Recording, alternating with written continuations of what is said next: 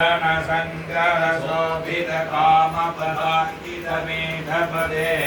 निर्भजनवन्दित विश्वमनोहर सर्वकलाधर भूतधनो श्रुतिमदपोषक दुर्मद शिक्षक सज्जन रक्षक कल्पतनो जय जय हे शशिशेखर देशिक काञ्ची मठेश्वर पालय मां श्रीधर शशिधर वेद विकल्पन दोष निवारण धीरमते रघुमति बोधित लिंगधनर्जन जातवनो हरशीलधनो बहुविध पंडित मंडल मंडित संसदि बोधित वेद निधे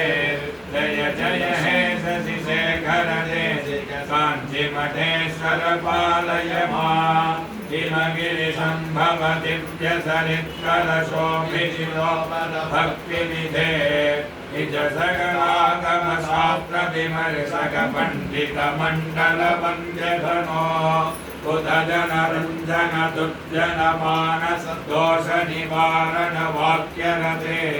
जय जय हे शशिशेखर देशिक काञ्ची मठेश्वर पालय मां मधु समभाषण दुर्मद घोषण सज्जन पोषय धीरमते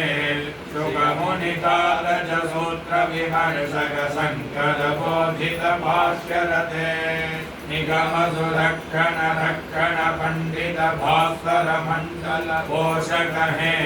जय जय हे शशिशेखर देशिक काञ्ची मठेश्वर पालय मां गतिपति सुंदर रूप मनोहर बुधजन मानस सारस है